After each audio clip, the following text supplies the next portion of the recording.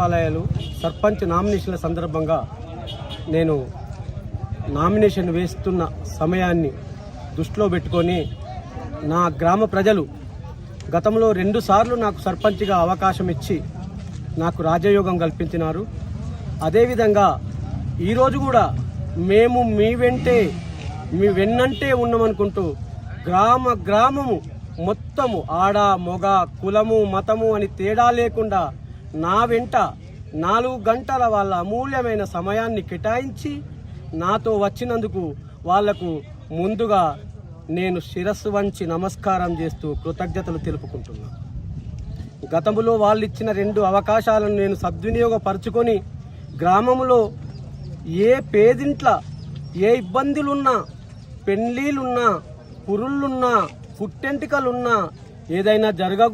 జరిగిన సందర్భంలో కూడా వెన్నంటి